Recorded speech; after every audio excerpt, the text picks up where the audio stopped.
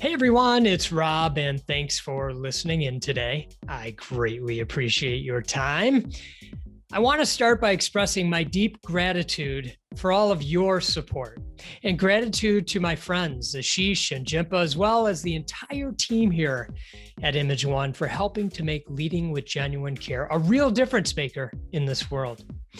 If you haven't added your name to our email list, please do so at donothingbook.com. And if you're a regular listener, you know we have had many important conversations with some really amazing people. If you're inspired, please share the podcast with your friends, coworkers, and people in your network. I'm so excited for our guest today, Jon Kabat-Zinn. I've personally learned so much about life from him over the years through his books, speaking, and the Mindfulness-Based Stress Reduction program he created. His ability to present mindfulness in a way that the common person like me can understand has been hugely impactful in my life and the life of countless others. Jon is an internationally recognized for his work as a scientist, writer, and meditation teacher, widely credited with bringing mindfulness into mainstream medicine and society.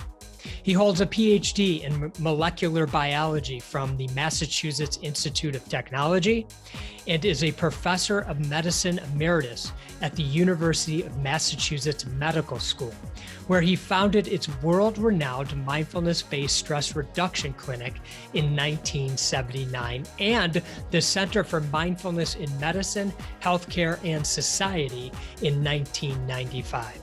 He spent more than 50 years at the forefront of Western mindfulness movements. He has written seminal scientific papers and 14 books on the subject, contributing to the growing popularity of mindfulness in mainstream medicine, healthcare, and education, as well as within corporations, the tech world, prisons, government, and professional sports. Jon's vision for the fusion of ancient wisdom and modern scientific thinking gave birth to the entire field around the therapeutic applications of mindfulness and has contributed to the betterment of countless lives around the globe. Over the span of his career, he has received numerous awards and accolades. He also served for a number of years on the board of the Mind and Life Institute, a group that organizes dialogues between the Dalai Lama and Western scientists and promotes individual, societal, and planetary flourishing.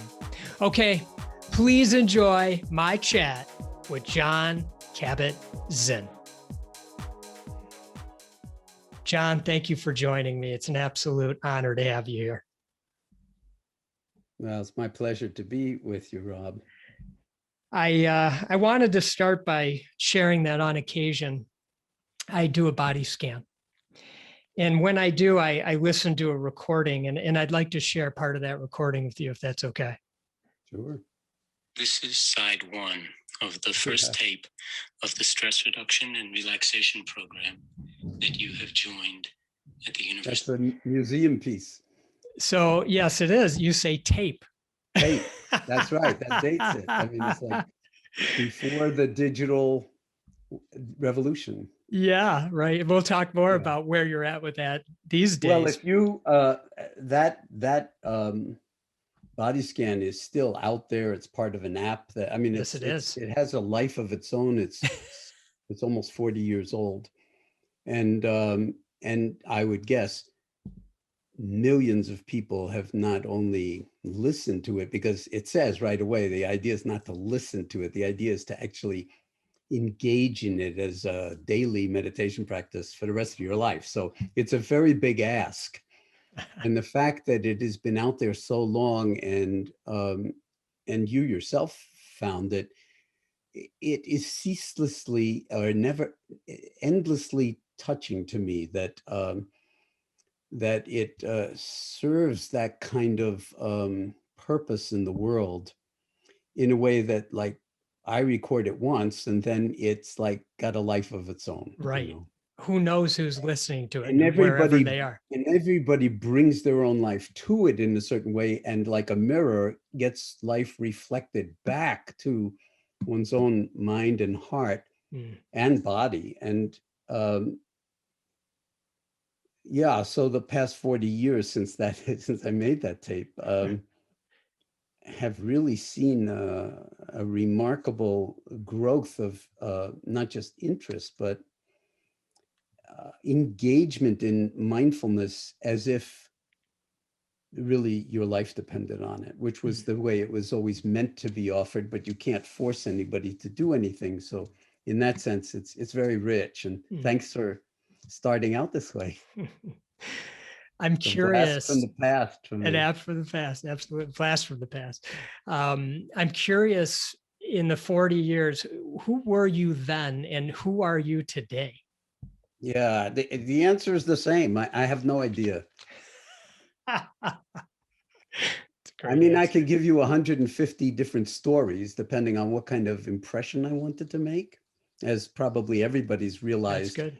Yeah. Whenever we get asked, like, who are you, or to present ourselves. And part of the sort of adventure of mindfulness is really to ask that question in a way that's not merely conceptual or cognitive, and then not so much be interested in the answers, but in the ongoing listening that comes after throwing out such an inquiry. Like, who am I when all is said and done? Underneath your name, your age, your whatever narrative you're going to tell somebody else about where you were born and your parents and your children and all of that stuff, all of which is an incredibly rich multiverse. But it doesn't necessarily address what you just asked. So there's a kind of infinite richness here that is not some kind of weird theoretical game, but it's actually the bare essence of what it means to be human in the lifetime that's ours to live. And the only lifetime that we have to live it is in each passing moment. And once it's gone, that moment's gone. But what we do in any moment so colors what's going to happen in the next moment that we can wind up missing not just years, but decades of our life, or living in some kind of narrative that's not really exactly true to who you really, really, really are. And that could be a source of tremendous pain and discomfort, especially the older you get.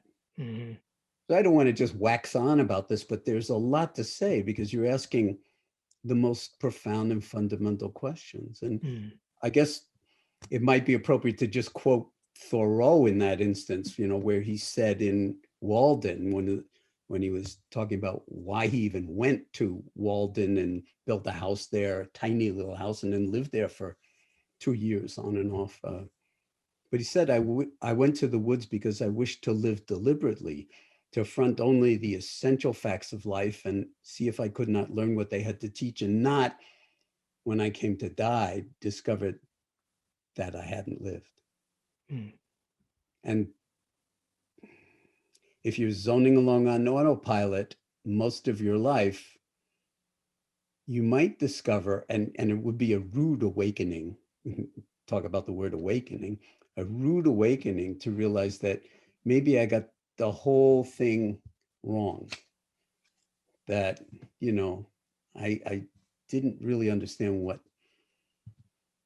was gifted to me by virtue of being able to breathe, by having a life, by having been gifted a life by other humans. And so I don't want this to sound too abstract, because this is about as relevant to one's quality of life and health and well-being as an individual human being and in relationship, whether it's, the love relationships or just society. It's the kind of most fundamental dimensions of what the human species might be capable of if it were to wake up, or wake up even to the name that it gave itself, a couple of hundred years ago, when Linnaeus was, sort of categorizing species. He gave the name Homo sapiens sapiens to humans. And it really means, from the Latin sapere, which means to taste or to know, that we're the species that knows through direct tasting, through direct experience, and then a double dose, that we not only know it, but we know that we know it. So that kind of knowing, a kind of non-conceptual, bigger than thinking, but not exclusive of thinking, a capacity that we're born with. It's not like you have to get it. You won't learn this in school, but we're born with it. But if you ignore it your whole life, then what Thoreau was pointing to could easily happen. You just, whoops, got the karmic assignment all wrong, because I believed my own self-centered narrative too much. So I know, that we're having this conversation in part because of this, Masterclass offering that I decided to, engage in. And so I would, think it's important to say that the reason I even took that on was because I really feel, from my experience over virtually my entire life, or adult life, how much pain and suffering there is in the world that we can actually do something about just by how we understand who we are. And then a lot of the pain and suffering in the world is not just my pain, but it's like the pain that we create by not realizing the full dimensionality of who we are. So the benefits are vast, because it's not only you yourself, but potentially your family, your business life, your work life, whatever it is, and then the world. And at a key moment in the world, a key inflection point, you might say, in the sense that, with COVID, but even without, a global pandemic that's killed, so many people, and we're not over with yet. And it won't be the last pandemic either. So there are lessons that need to be learned here, but also, all the other things that are obviously facing the planet that we've woken up to, and therefore are mindful of, like where'd the glaciers go? Where's the water going to come from for, gigantic swaths of Asia and, and other continents, when the snow melt at the higher elevations is just no longer there? And it's happened in my lifetime. And you can see the photographs of it. So that's got to be part of mindfulness too. It's not just like my own little meditation practice or body scan in my own little quiet space to tune my instrument for the day. Important as that is, not just important, but essential. But then there's like, okay, but what about the air I'm breathing, the water I'm drinking, the children I'm raising, or grandchildren? So the scope of this is humongous. I also know that you wrote a book called Do Nothing, and I read in it extensively, because I knew we were going to be having this conversation. And I think it's kind of diagnostic, if you will, or emblematical of the fact that kinds of things that you would have been laughed off the face of the earth for, maybe even 15 or 20 years ago in the business world, now have penetrated into the business world in ways that I hope are non-trivial, and not just more Donald Duck and Mickey Mouse stuff. And that's probably an insult to Donald Duck and Mickey Mouse, who I have enormous reverence for. So the challenges are just huge, and you can see that. I mean, I don't think you've even asked the second question yet, and we're already deep. You've answered all my questions. Interview. But the point is, you start in any one place and you have everything in almost no time. That's where the meditation practice comes in, that if you can learn to inhabit this almost no time that we call now, everything changes. And you don't have to fix anything. So part of the reason that mindfulness has moved into the business world, for instance, is that We've had 40 years of research on its effects in clinical medicine, of people falling through the cracks of the healthcare system with all sorts of chronic illnesses and chronic pain conditions and everything else that medicine does not have cures for. And a lot of the fixes are not much better than the conditions themselves. And we were able to show that this mindfulness-based stress reduction program in 8 weeks can take people who will often self-describe as not having had any, changes in 8 years to their chronic conditions, and discover that in 8 weeks, they can have an entirely different relationship to their condition, and that it amplifies and improves their quality of life, their health and well-being, their sense of what might be possible, even in the face of deficits of one kind or another, or ultimate mortality. So there's a huge field of science, and growing exponentially, about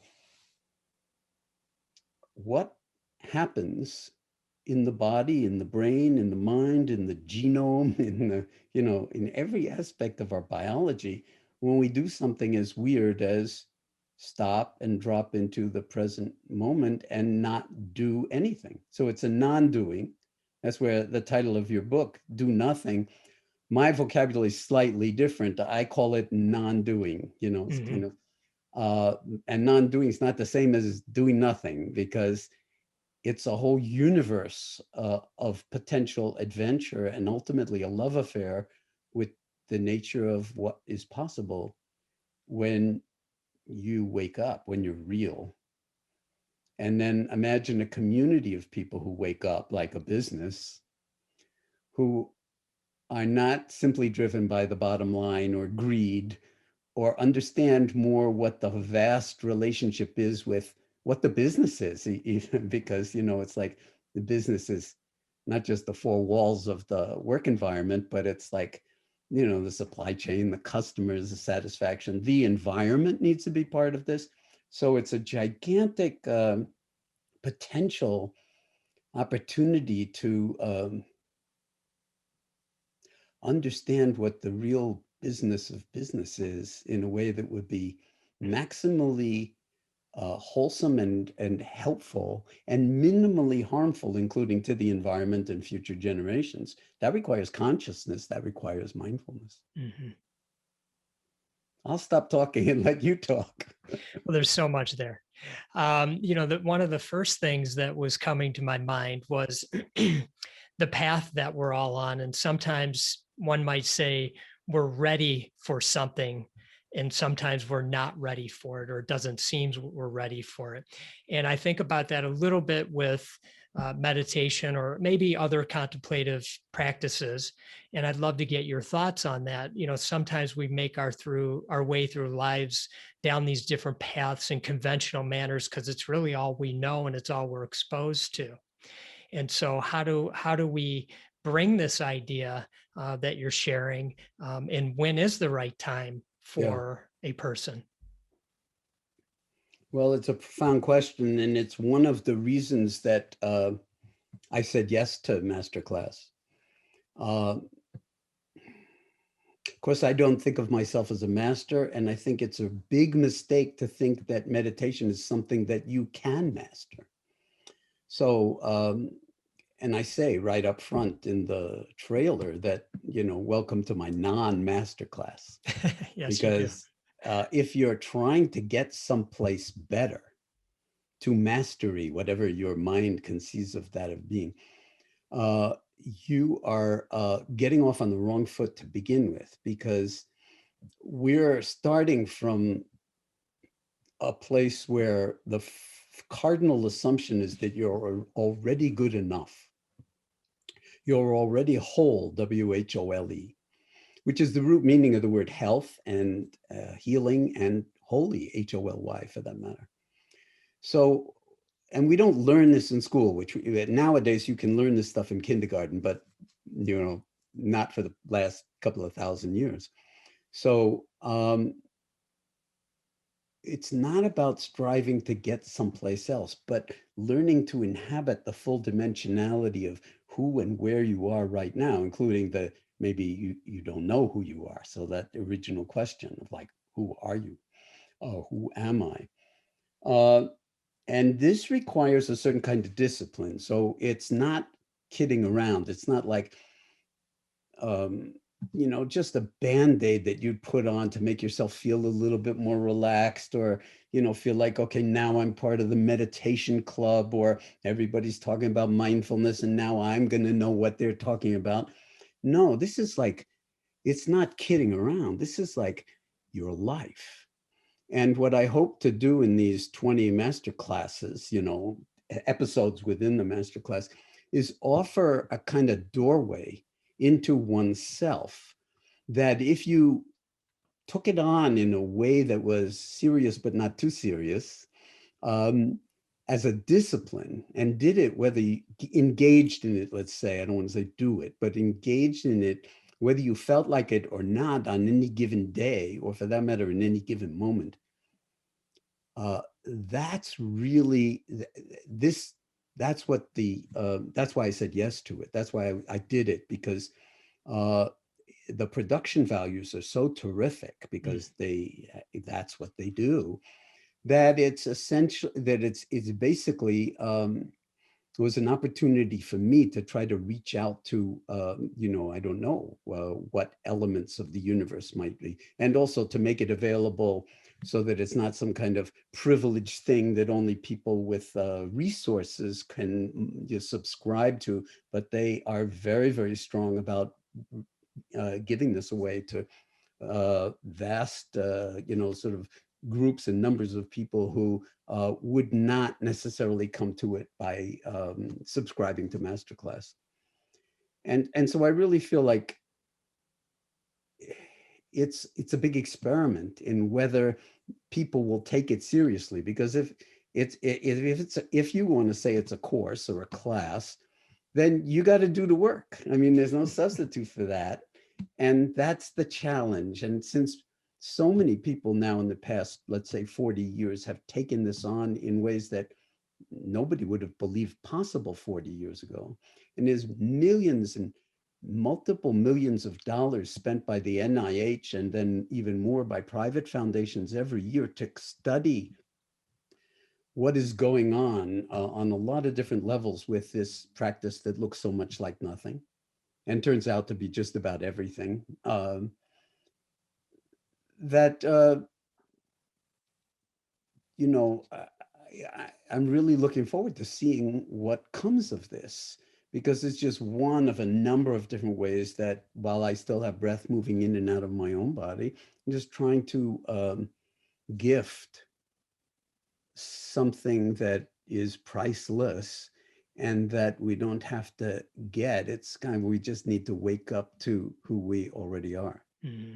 And there are an infinite number of ways to do it. So it's not like Jon Kabat-Zinn's method or anything like that, or I'm better than anybody else. No, absolutely not. And neither is anybody else. That we're all, in some sense, doing our best to try to connect with what's deepest and best in ourselves while we have the chance. And we all know that time is a limiting factor. Mm-hmm. And now it's a limiting factor, maybe in terms of humanity.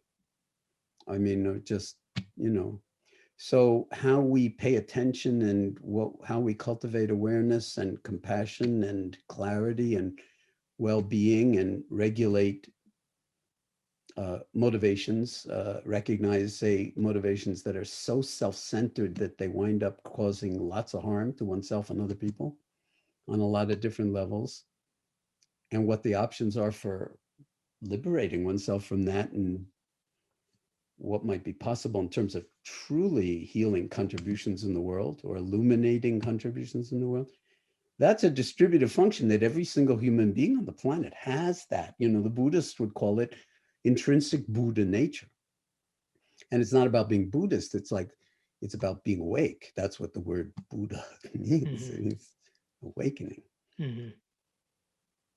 So we're at a very interesting point, whether we're talking about business or whether we're talking about medicine or whether we're talking about sports performance or whether we're talking about geopolitics or economics, where we need to, you could say, I mean, bring our best game to every day or every moment. And this is a way to do it without being attached to an outcome. Because if you're attached to an outcome, you can't practice this because you'll get in your own way and you'll be striving to get someplace else when the whole point is to actually realize, in every sense of that word, where you already are.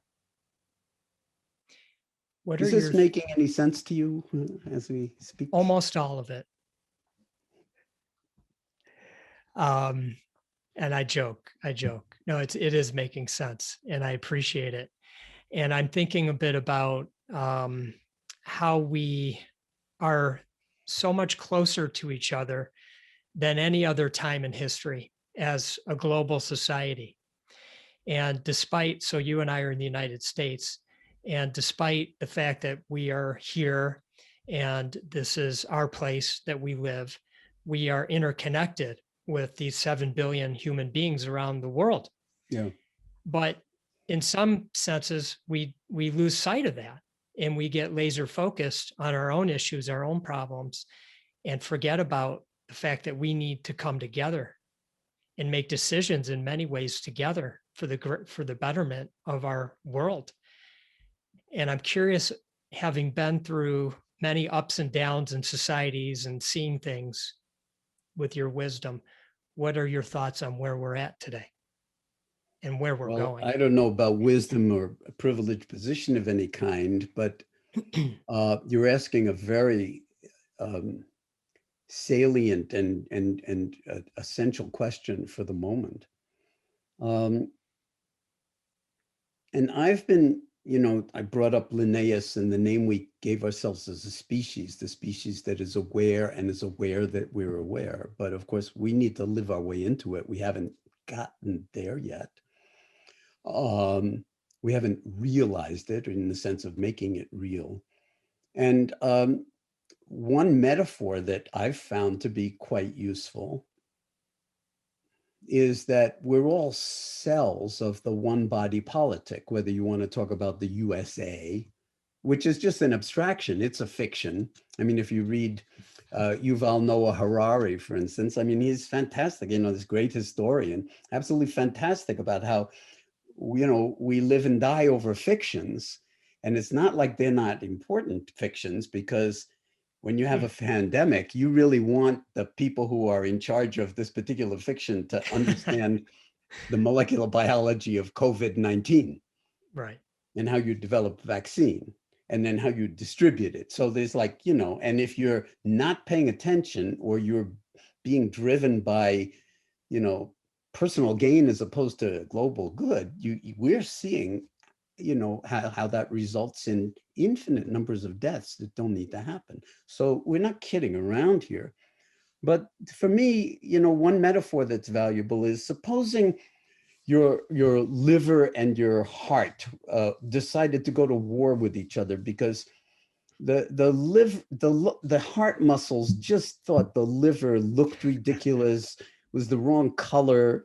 It just didn't have any of the kind of elegance that the contractive muscle of the cardiac tissue had. If your heart and your liver or your lungs or any other tissues go to war with each other, that's an autoimmune disease, and the end result of that is death. Mm-hmm. And in a similar way, you could say, up to this point, humanity's managed to get away with, because maybe there haven't been that many billions of people, but now there are so many billions, and Facebook hasn't helped, because almost half of them are on Facebook and creating a lot of mischief, a lot of it. But what if we really began to see ourselves as all cells of the one body politic, not just of the USA, but of the planet? Okay. And then we realize that and every cell type looks different, because yes, the heart muscle has a very essential job, but if the lungs don't do their job, the heart's not going to be of much use. And if the liver doesn't do its job in purifying, the blood and, generating, hundreds of enzymes that, you know, metabolize everything possible in the body, you'll be dead. So, and the bones and every other organ system is like playing its role. What if we thought the same for ourselves, that no matter what country you were in, that you're, in some sense, you're part of this, your whole yourself. So you have your real life and but we are so interdependent. Of course, we need each other, and then we need each other globally, uh, including, you know, what China does is relevant to us, and what Russia does, and what every country does. And I'm talking about environmentally and in terms of social justice issues, racial justice issues. I mean, it's all part of the equation of like suffering or well-being, planetary suffering or planetary well-being, ocean, you know, sort of um, you know, sea level rise, whatever you want to point to, the degree to which the human mind knows itself and what its industrial genius has produced, you know, and I say that in quotes because it's both amazing, but it's also its own autoimmune disease, because if we kill ourselves over our industriousness, how great is that? Mm-hmm. So this is a moment where we should live our way into it, and everybody can take responsibility for being one cell in the larger thing. Now, is that practical? I don't know. I mean, is that going to sort of change, you know, the dynamics that have led to the kind of implosions that we're seeing within the body politic of the United States, and the potential for healing and change, but how many different realities there are that are kind of non-intersecting, and where people are so angry that they're willing to be violent to the point of, like, even within families, hating each other, detesting each other, not being able to talk to each other. So this is a real disease. Mm-hmm. And if we address the dis-ease of just not being able to sit with yourself for 20 minutes without feeling so uncomfortable you got to get up and, you know, go on Twitter or Facebook or Instagram, it's like, look at what's happened to our attention in the attention economy, which is a kind of vast epidemic, pandemic of its own right, and where truth is the first casualty. And self-interest is like, you know, people don't even know who they are, but the self-interest. So, you know, it's like, these are germinal, transformational, and essential challenges.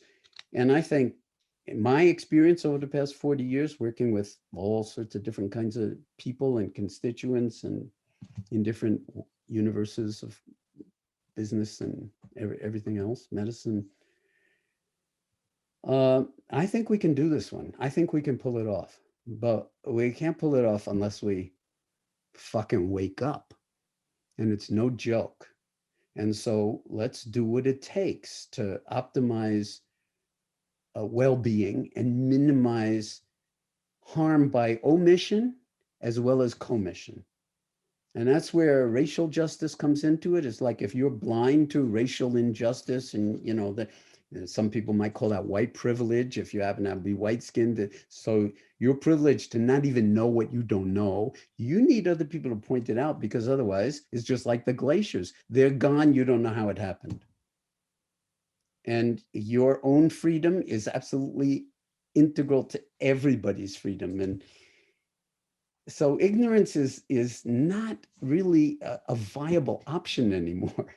Mm-hmm. Turning away and what do they call it? Yielding a blind eye or giving a blind eye. It's no longer an appropriate life path. And just say, well, I'm going to live in my own little hermetically sealed environment.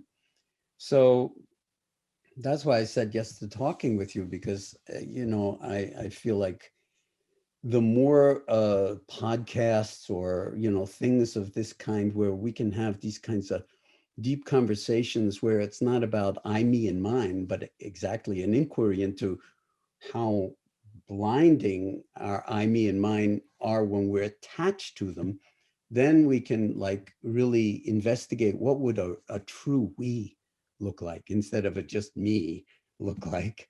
And especially with those people who you don't want to talk to, you're angry at, you think are like subhuman or whatever it is. Those are that's where your heart needs to open. And this is like major work. It's no kidding around. It's not just a little relaxation exercise or feel good or new age gobbledygook. That's why mindfulness is so powerful. And I'm hoping that with this masterclass, that it will just be a doorway for more people to actually do and I'll say it, hard work beyond the first week or two where you make a New Year's resolution. Yeah, I'm going to become a meditator. My view is like, I want you to be a meditator if you want to be 50 years from now, 50 years from now, and not some caricature of it. So you have to define that for yourself. I'm not going to define what that would mean to be a mindful person or a meditator. Anybody who claims to be a mindful person by definition is not, because mindfulness is the hardest thing in the world to even string 2 moments of mindfulness together. So it's very important to, bring a huge sense of humor and also sense of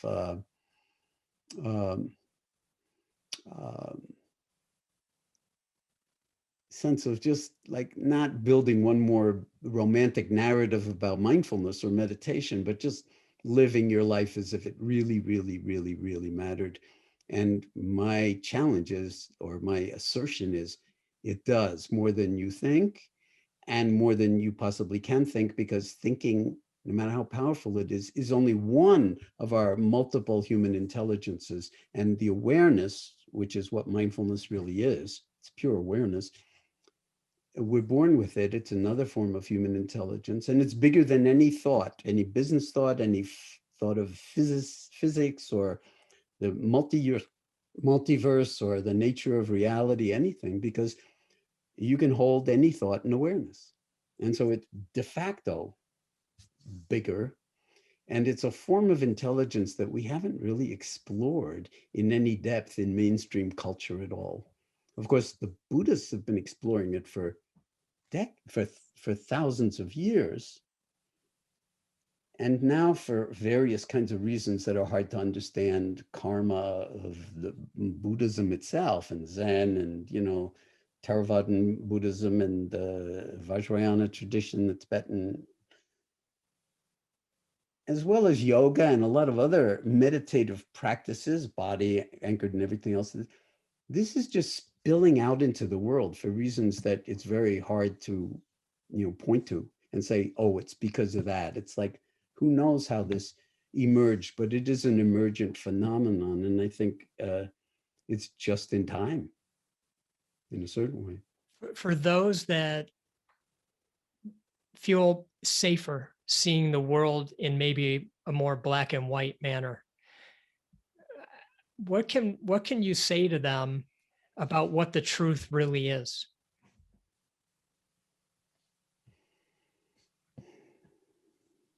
I'm not sure. I think I'd rather listen than say anything.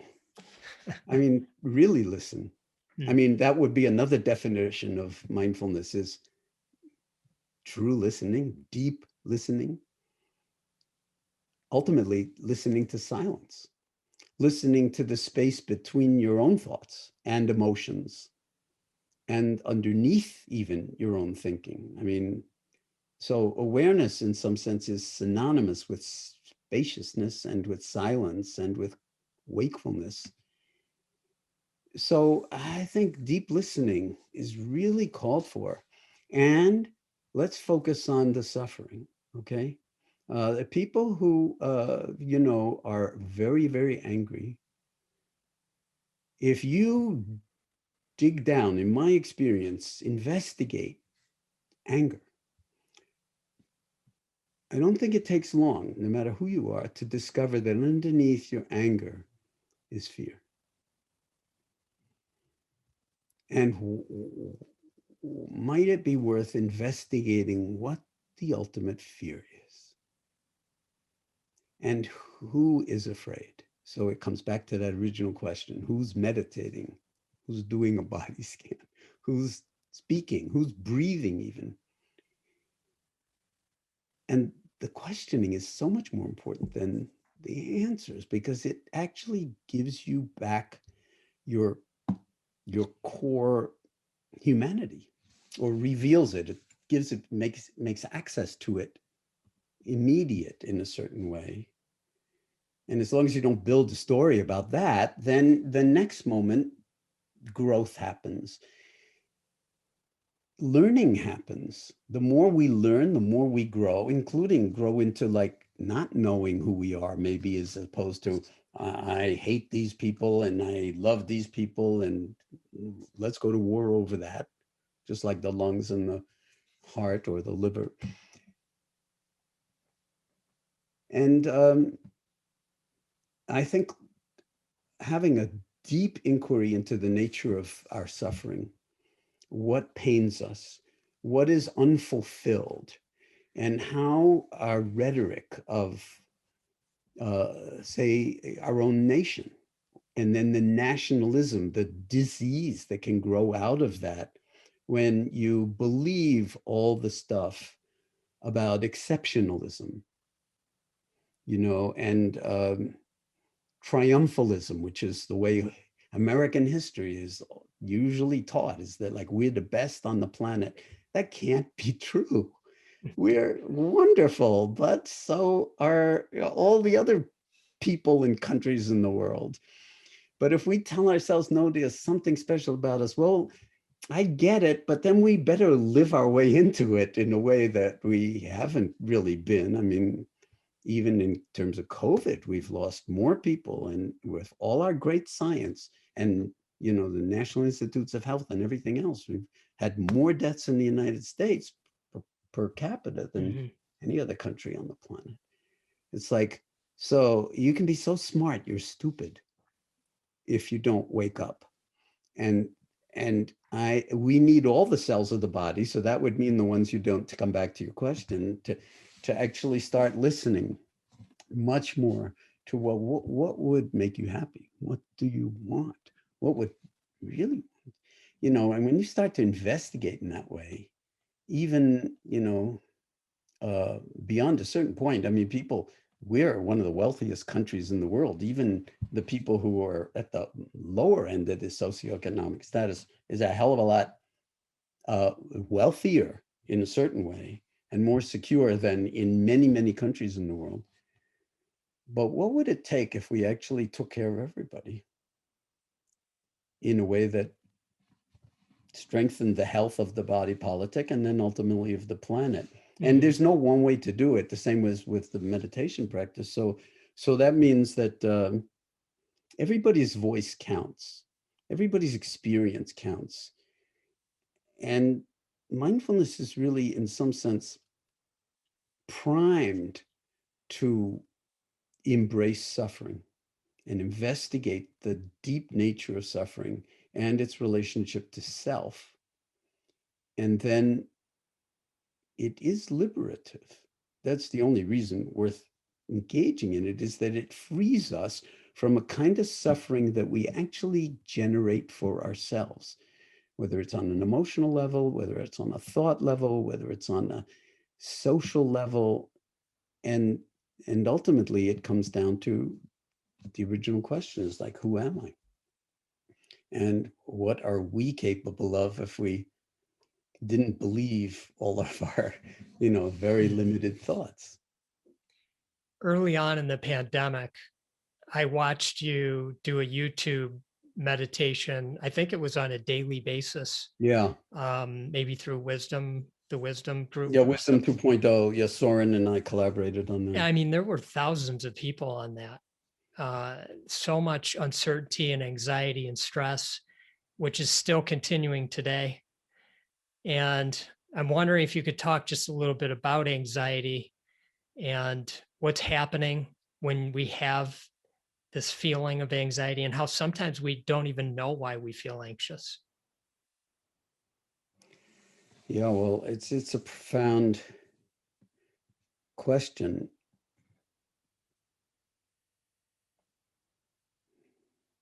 Here's where a lot of the socioeconomics comes into play. I mean, there are people who are privileged enough to, not have to actually go into environments where they risk their health every single day and the health of their family to earn enough money to put food on the table and to keep the heat on and stuff like that, because we're seeing, like, even in a place like Texas, the society doesn't necessarily make decisions that, and sometimes it can't, even, to protect you from, whatever's coming out of the Arctic or whatever, or the Caribbean,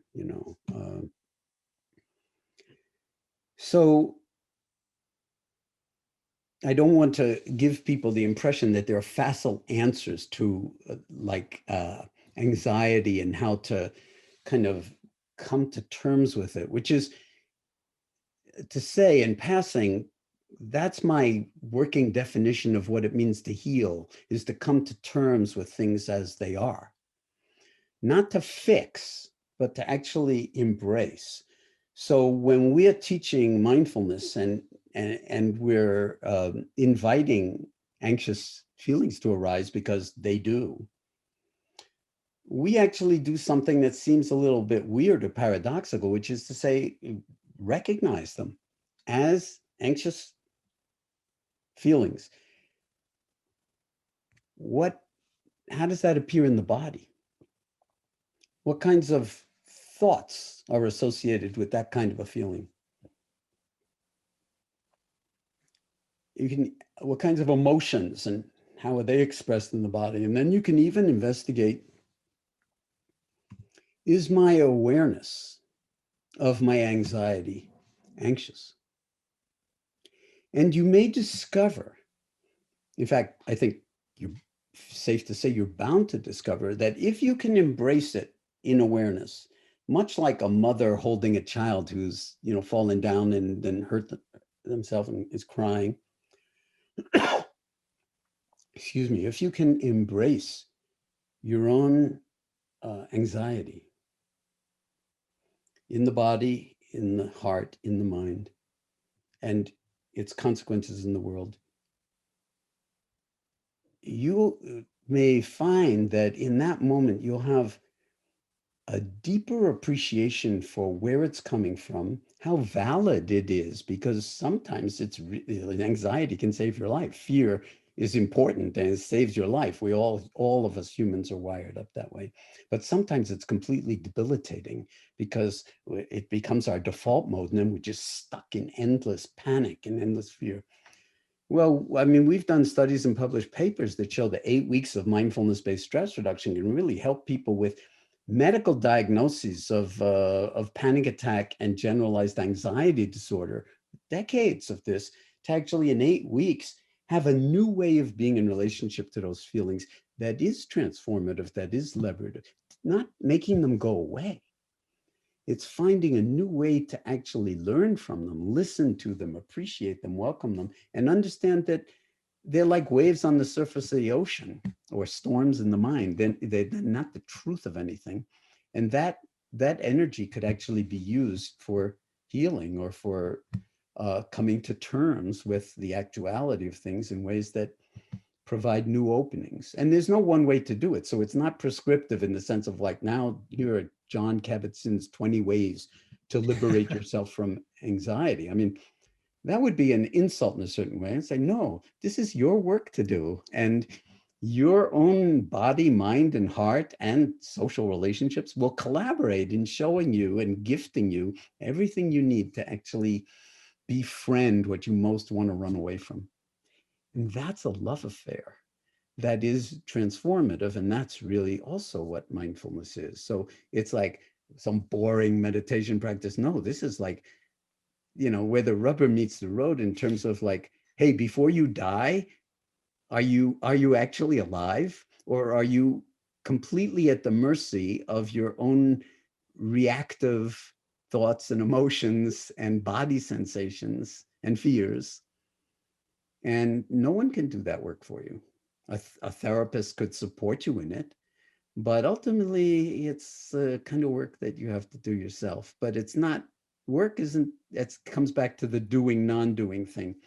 We're really talking about a non-doing kind of work, like in the Chinese, the Tao of work, that like, and this is relevant, of course, for business too. Like, and you've probably seen people like this. There's some people who are leaders that are so skillful that they don't seem to do anything. Their time is not eaten up by all this busy doing, even including meetings and reports and everything else.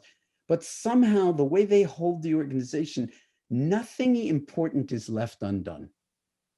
And everybody in the organization is energized to contribute what they can contribute and actually bring 100% of themselves to work rather than 50% or 20%. So again, a lot of this has to do with the details of what your life is like, where you are in relationship to COVID and to working online or not, or being on the front lines of healthcare, or all the other frontline workers that have been so exposed and decimated by the pandemic and terrified by it. And we're nowhere near finished with it. So this is the teaching that you were referring to, where you're right, for 13 straight weeks, from the end of March through June, I was either 1 hour or 2 hours a week from Monday to Friday every week, just guiding meditations and having dialogues with these tens of thousands of people ultimately who were showing up every single day. It was like a kind of instant Sangha or global community. And it was truly every time zone It was. on the planet.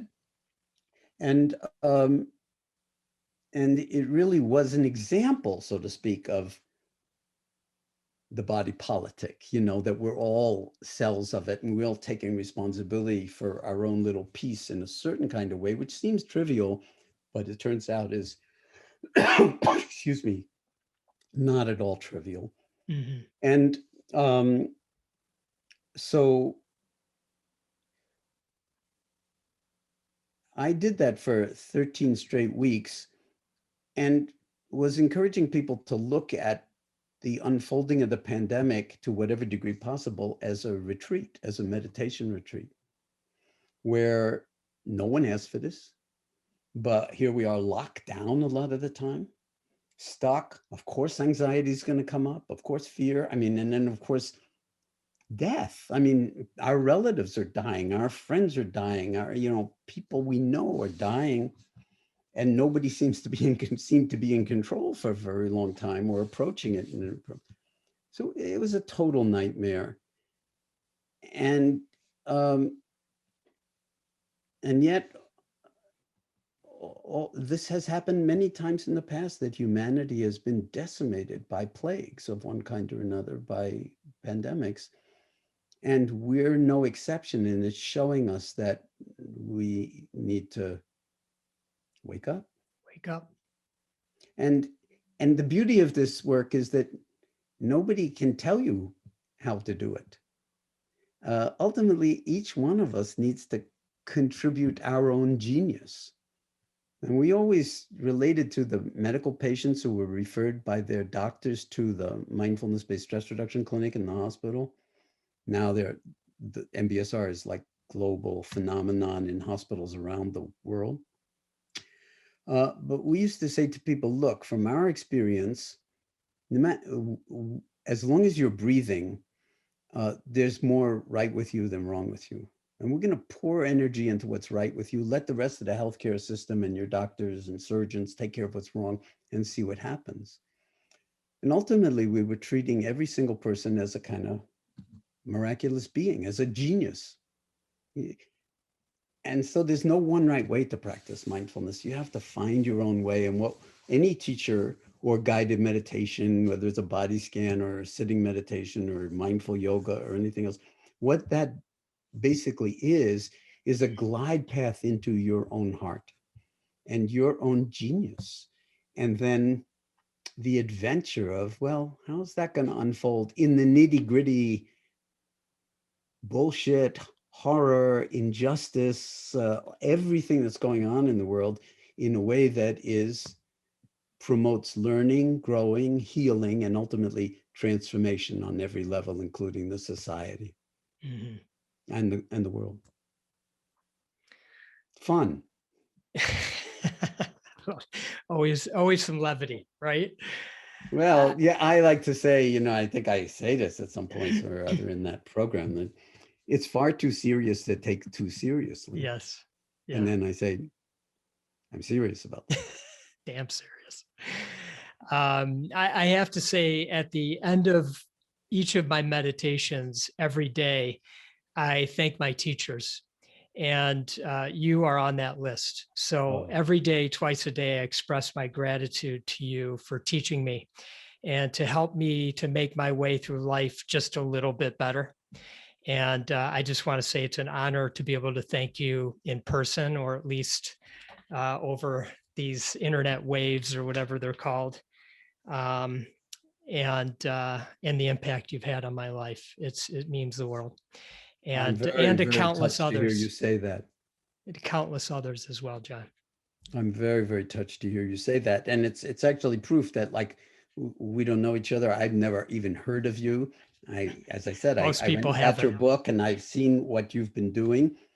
And this is exactly what I'm pointing to, is that, like, we're all cells of this one adventure, the body politics, so to speak, of the world. And we're all figuring out what our karmic assignments are. And they change over the decades too, or even over the years or moments. So I want to thank you for the opportunity to have connected in this way with your audiences, and also to say that, before I said yes, I checked you out and noticed that you had done programs with two of my friends, Shantam Seth and Roshi Joan Halifax. And, I just want to underscore that this is a kind of truly distributive function, this adventure in mindfulness.